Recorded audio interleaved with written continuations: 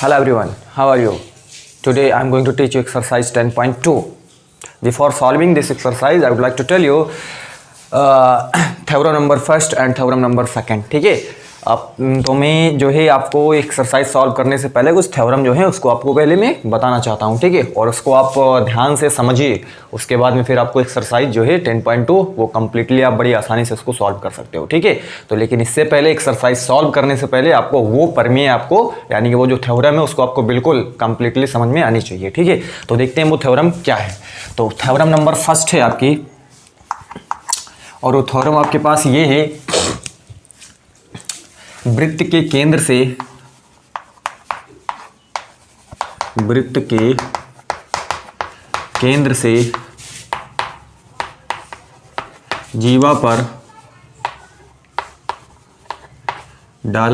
जीवा पर डाला गया लंब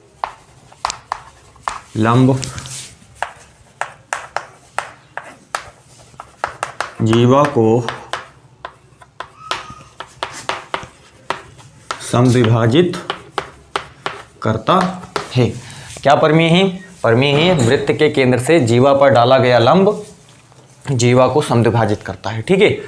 देखो यहाँ पे ये हम वृत्त बनाते हैं, ये आपका क्या है, एक वृत्त है, ठीक है।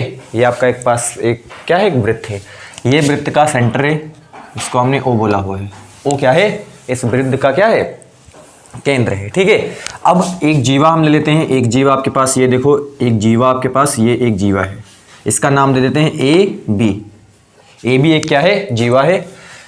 ये हमने एक वृत्त बनाया हुआ है, ये वृत्त का सेंटर ओ है, और ए बी एक क्या है, जीवा है। तो वृत्त के केंद्र से, ये देखो वृत्त का केंद्र से इससे जीवा पर डाला गया लंब, ये देखो जीवा पर अगर आप एक लंब डाल देते हो, ठीक है, ये देखो जीवा पर डाला गया लंब, ये वृत्त का केंद्र है, ये आपके जीवा है। तो वृत्त के केंद्र से जीवा पर डाला गया लंब क्या करता है, जीवा को क्या करता है, समद्विभाजित करता है। मतलब जीवा को, मतलब ये, इसको अगर हम यम नाम दे दें, चलिए हम इसका नाम क्या दे देते हैं, यम नाम दे देते हैं। तो ए यम बराबर क्या हो जाएगा आपके पास, बी यम हो जाएगा। ये चीज आपको क्या करनी है, प्रूफ करनी है, ठीक है। तो ये आपकी क्या है, प्रमेय एक वृत्त के केंद्र से जीवा पर डाला गया लंब जीवा को क्या करता है, समद्विभाजित करता है, ठीक है।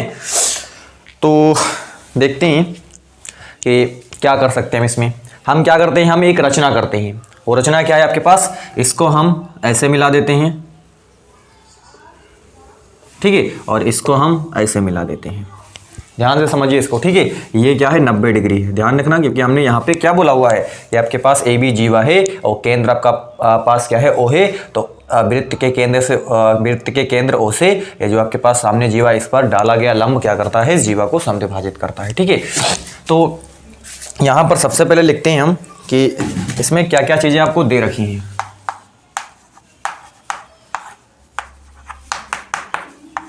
क्या दे रखा है, वृत्त का केंद्र आपके पास क्या है, ओ है, और ए बी क्या है, एक जीवा है। वृत्त का केंद्र ओ है तथा जीवा ए बी आपके क्या है, यहां पे जीवा है। सिद्ध क्या करना है,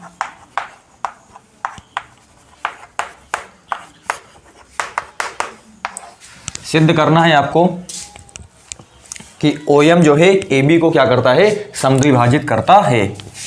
ओयम ए बी को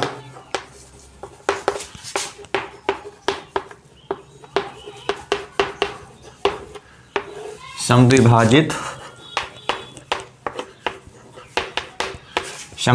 करता है। अर्थात इसको हम और कैसे बोल सकते हैं, ओयम ही तो है, ओयम क्या है, एक लंब है, इस किस पर, ए बी पर, तो यही इसको क्या करता है, समद्विभाजित करता है। अर्थात ए यम बराबर क्या है आपके पास, बी यम। ये चीज आपको क्या करनी है, यहाँ पे प्रूफ करनी है, ठीक है। देखते हैं इसकी उत्पत्ति, देखते हैं।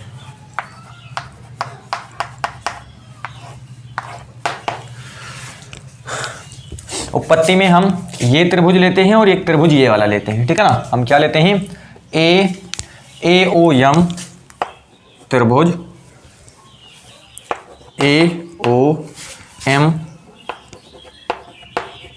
तथा त्रिभुज BOM।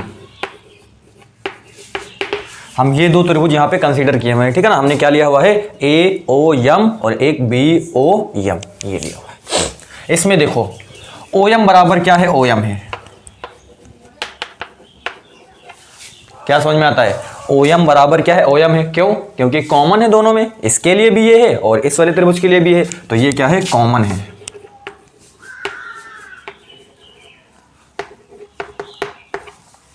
ठीक है ना, या फिर उभय निष्ठ है, ठीक है ना, कॉमन है। आगे ये देखो, क्योंकि हमने क्या बोला हुआ है कि जो ये लंब है, ये जो आपके पास AB जीवा है, इस पर OM क्या है, लंब है, ठीक है, क्योंकि वृत्त के केंद्र से जीवा पर डाला गया लंब, ठीक है। तो ये आपके पास क्या हो जाएगा, AMO, एंगल AMO बराबर है, यानी कि इस त्रिभुज के लिए एंगल AMO और इस त्रिभुज के लिए BMO, एंगल BMO क्या है, बराबर है। क्यों बराबर है? क्योंकि प्रत्येक क्या है, 90 है, ठीक है ना, प्रत्येक 90 डिग्री है। कारण लिखना जरूरी है, रीजन जरूर आपको बताना चाहिए, ठीक है ना, कि आप क्यों यहाँ पे इसको लिख रहे हो यहाँ पे। और देखते हैं क्या है, OA बराबर क्या है, OB है। क्यों? क्योंकि यह वृत्त की क्या है, त्रिज्याएं हैं, ठीक है ना, वृत्त की क्या है, त्रिज्याएं हैं।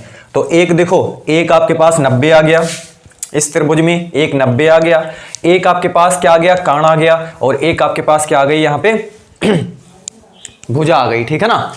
क्या समझ में आता है, एक 90 है, एक आपके पास कर्ण है और एक आपके पास क्या है, भुजा है। तो यहाँ पर कौन सी सर्वांग समता का नियम लगेगा, किसमें 90, यानी कि 90 किसमें आता है, राइट एंगल, वो आता है आपके पास RHS। तो ये जो है RHS सर्वांग समता नियम से, क्योंकि ये 90 है, ये भी 90 है, तो एक क्या है, 90 है, और एक आपके पास साइड बराबर है, और एक आपके पास क्या है, कर्ण बराबर है, ठीक है ना। तो यहां से क्या होगा, RHS, R मतलब क्या, आपके पास राइट एंगल है ना, और H मतलब क्या, हाइपोटेनस, ठीक है ना, और S क्या है, एक साइड होती है, ठीक है। तो RHS सर्वांग समता नियम से क्या हो जाएगा, त्रिभुज AOM सर्वांगसम हो जाएगा त्रिभुज BOM के। अब ये त्रिभुज क्या हो गए, सर्वांगसम हो गए। और आपको पता है कि अगर त्रिभुज सर्वांगसम हो, दो त्रिभुज अगर सर्वांगसम हो, तो सर्वांगसम त्रिभुजों के संगत भाग भी क्या होते हैं, बराबर होते हैं, मतलब बाई CP CT। तो हमें क्या दिखाना है, इसीलिए क्या हो जाएगा, इसीलिए क्योंकि ये इसके संगत या AM जो है उसी के संगत आपके पास क्या है, BM है, तो AM बराबर हो जाएगा आपके पास BM। और यही आपको क्या करना था, प्रूफ करना था, ठीक है। तो AM बराबर हमने क्या कर दिया, यहाँ पे प्रूफ कर दिया, AM बराबर BM।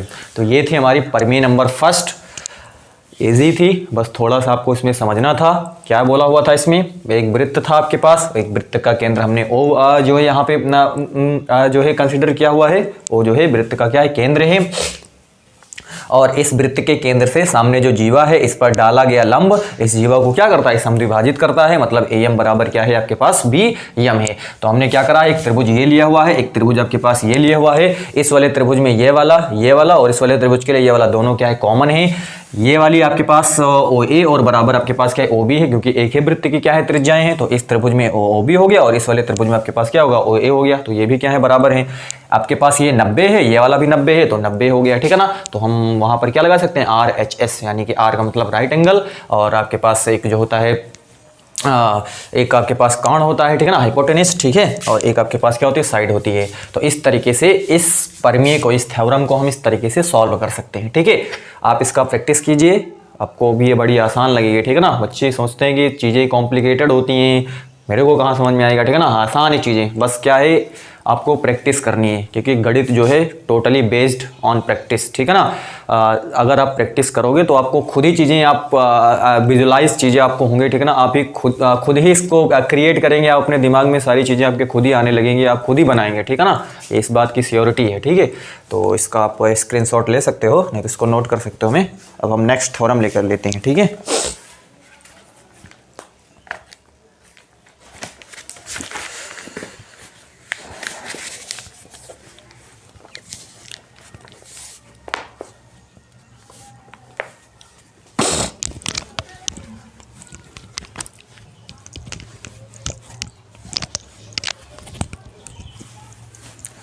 मैं इसको इरेज करता हूं।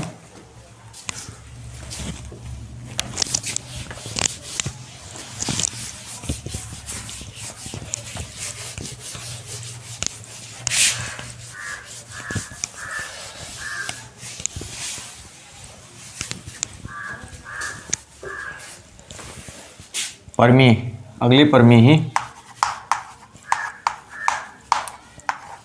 परमीय नंबर 2। परमीय नंबर 2 है वो परमीय नंबर फर्स्ट का क्या है, विलोम है, ठीक है। उसका क्या है, विलोम है, बिल्कुल। तो एक वृत्त के केंद्र से, एक वृत्त के केंद्र से जीवा को समद्विभाजित करने के लिए, जीवा को समद्विभाजित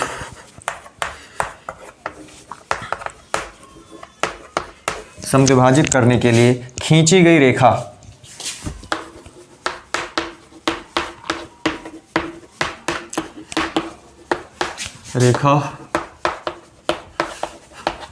जीवा पर लंब होती है।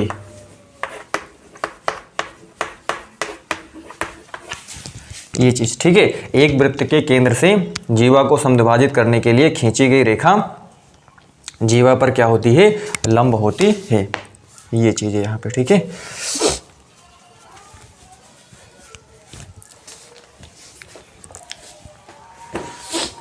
तो देखते हैं हम, ये आपका क्या है, एक वृत्त है, ये वृत्त का सेंटर है, इसे हम क्या बोलते हैं, ओ बोलते हैं। जीवा बना देते हैं एक, ये देखो आपके पास वृत्त की क्या है, ये एक वृत्त की क्या है, जीवा है।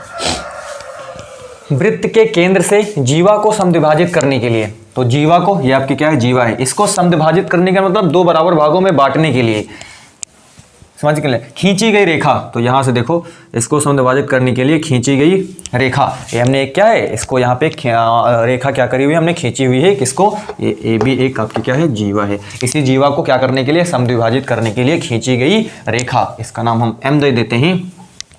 ये क्या होती है, जीवा पर लंब होती है। ये जीवा पे क्या होती है, लंब होती है। पहला आपने क्या, यानी कि पहला आपने क्या चीज प्रूफ करा था, पहला आपने प्रूफ करा था कि जो है कोई आपके पास क्या है, जीवा है, जीवा पर डाला गया लंब जीवा को क्या करता है, समद्विभाजित करता है। तो जीवा पर डाला गया लंब जो है जीवा को क्या करता है, समद्विभाजित करता है। ये अपने प्रूफ जो है कि ना करा हुआ था, ये ए एम बराबर अपने क्या प्रूफ करा हुआ था, बी एम प्रूफ करा हुआ था, ठीक है ना। अब यहाँ पर क्या बोला हुआ है कि जीवा को समद्विभाजित करने के लिए, इस पर जो डाला गया, जीवा को समद्विभाजित करने के लिए खींची गई जो आपकी रेखा है वो क्या होती है, जीवा पर लंब होती है। मतलब यहाँ पर क्या बनाती है, 90 डिग्री का कोण बनाती है। ये चीज इस बार आपको क्या करना है, प्रूफ करना है। मतलब ये जो है 90 डिग्री बनाती है, इसको समद्विभाजित करने के लिए खींची गई जो रेखा है आपके पास, ठीक है। तो इस बार आपको ये नहीं प्रूफ करना, ये आपके पास दे ही रखा है। ये इसको समद्विभाजित करने के लिए, ये जो आपके पास केंद्र ओ से एक रेखा आई हुई है, ये इसको समद्विभाजित कर रही है, लेकिन ये क्या होती है, लंब होती है। यहाँ पे इसको बोला हुआ है। तो यहाँ पे दिया क्या हुआ है, इसको मैं लिखता हूं। क्या है आपके पास, दिया हुआ है आपके पास यहां से बी एम बराबर ए एम। बी एम बराबर क्या दे रखा है, ए एम आपके पास दे रखा है। ओ वृत्त का क्या है, केंद्र है। और देखते हैं, इसको हम यहाँ पे रचना करते हैं थोड़ी सी। ये हमने इसको ऐसे ऐसे मिला देना है। ये आपके पास क्या रचना है, तो रचना ओ ए और ओ बी को क्या करा, मिलाया। हमने लिख देना है रचना ओ ए व ओ बी को, ओ ए व ओ बी को मिलाया यहाँ से, ठीक है। सिद्ध क्या करना है,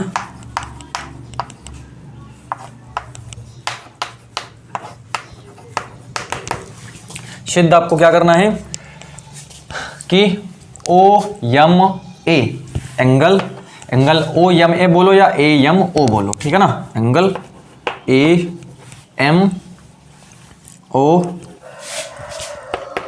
बराबर क्या है 90, और ऐसे भी ये बोल सकते हैं एंगल BMO बराबर क्या बोल सकते हो 90, क्योंकि ये लंब होती है तो ये वाला भी होगा, ये वाला भी होगा। यही चीज आपको क्या करनी है, प्रूफ करनी है इसमें, ठीक है ना। अब इसकी उत्पत्ति देखते हैं, ध्यान से समझिए इसको।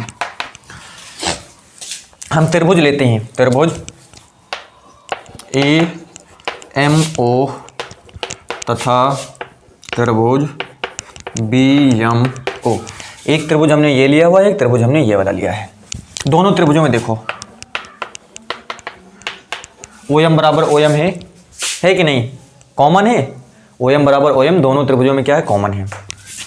और क्या है आपके पास, ये क्या है, उभयनिष्ठ है, ठीक। आगे AM जो है वो BM के बराबर है, दिया हुआ है, यहां पे देख लो हमने लिखा हुआ है, क्योंकि समद्विभाजित करने के लिए, समद्विभाजित करने के लिए खींची गई जो रेखा है वो जीवा पर लंब होती है, ठीक है। तो समद्विभाजित करने के लिए देखो यहाँ पे समद्विभाजित कर रही है यहाँ पे, तो AM जो है वो क्या है BM, AM जो है वो BM के क्या है बराबर है, क्योंकि ये क्या है दिया है, ठीक है। अब आगे देखते हैं, आगे जो है आपके पास OA बराबर है आपके पास OB, क्यों, क्योंकि एक ही वृत्त की त्रिज्याएं हैं, त्रिज्याएं हैं। मैंने फिर से बोला हुआ कारण, रीजन लिखना जरूरी है कि आप किस सोर्स से इसको लिख रहे हो, ठीक है ना, क्यों आप इसको यहाँ पे लिख पा रहे हो। तो अब यहाँ पे देखो ये भुजा इस वाली भुजा के बराबर है, ये भुजा ये तो दोनों में कॉमन ही है, ये भुजा इस वाली भुजा के बराबर है, तो क्या हो गया सर्वांग समता नियम से। कौन सा सर्वांग समता यहाँ पे नियम लगेगा, क्योंकि यहाँ पर तीन भुजा, एक भुजा ये, एक भुजा आपके पास ये, एक भुजा आपके पास ये, तो तीन भुजाएं हो गई, ठीक है ना। तो क्या बोलेंगे हम, यस यस यस सर्वांग समता नियम से, सर्वांग समता नियम से त्रिभुज AMO सर्वांग सम हो जाएगा त्रिभुज BMO के क्या हो जाएगा सर्वांग सम। तो पहला काम हमने क्या कर दिया, सर्वांग सम यहाँ पे सिद्ध कर दिया। अब सर्वांग सम सिद्ध कर दिया तो इसका मतलब क्या, ये वाला भुजा इस वाली भुजा के बराबर, ये वाला दोनों में कॉमन है ही है, ये वाली भुजा इस वाली भुजा के बराबर, ये वाला एंगल जो है इस वाले एंगल के बराबर, ये वाला एंगल इस वाले एंगल के बराबर, ये वाला एंगल इस वाले एंगल के बराबर। मतलब जो संगत भाग हैं दोनों त्रिभुजों में सारे क्या होंगे, इक्वल होंगे, ठीक है ना। तो इतना हमने प्रूफ करा। अब हमें तो प्रूफ करना है कि ये 90 डिग्री यहाँ पे आपको दिखाना है, ये और ये आपको क्या दिखाना 90 डिग्री, तभी तो पता पाओगे कि ये लंब है। आप इसका स्क्रीनशॉट लो और इसको नोट करो आप, मैं इसके आगे फिर सॉल्व करता हूँ।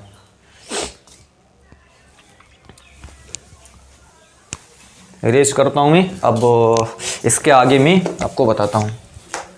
देखिए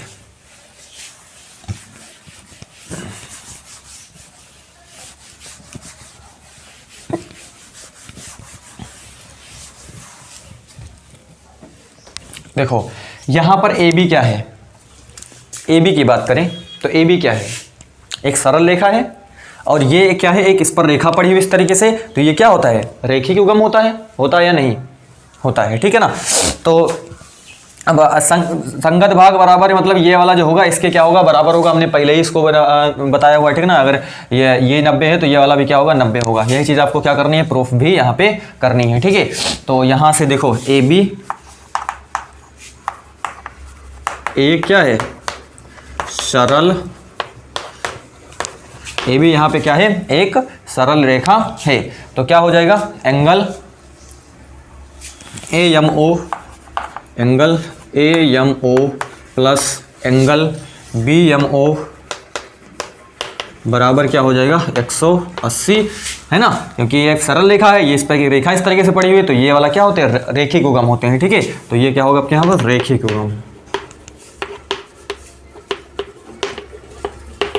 रेखिक युग्म है। तो यहाँ से देखते हैं AMO, क्योंकि AMO BMO के क्या है, बराबर है, क्योंकि ये दोनों क्या होते हैं, दोनों क्या होते हैं, यहाँ पे लंब होते हैं, मतलब दोनों क्या होते हैं 90 ही होंगे, ठीक है ना, दोनों आपस में क्या होते हैं बराबर होते हैं, ठीक है। यही चीज़ आपको क्या करनी है, प्रूफ भी करनी है। तो एंगल AMO और एंगल, इसको भी हम AMO ही लिख सकते हैं, ठीक है ना, बराबर। देखिए संगत भाग क्या होते हैं, बराबर होते हैं। यहाँ पे हमने दोनों त्रिभुज को सर्वांगसम सिद्ध कर दिया, तो ये इसके क्या हो जाएगा, बराबर हो जाएगा। तो ये हो गया आपके पास। तो यहाँ से होगा 2 एंगल AMO बराबर 180 डिग्री। तो यहाँ से आपके पास हो जाएगा 2 1 2 2 9 18 और कितना हो जाएगा 0 एंगल AMO बराबर आपके पास क्या आ गया 90 डिग्री, यहाँ से निकल करके आता है, ठीक है ना। एक बार मैं फिर से इसको रिपीट करता हूँ। यहाँ पे AB हमने क्या कहा, एक सरल रेखा यहाँ पे, और OM जो है इस पे एक रेखा पड़ी हुई है, ठीक है ना। तो ये क्या होता है, रैखिक युग्म होते हैं यहाँ पे।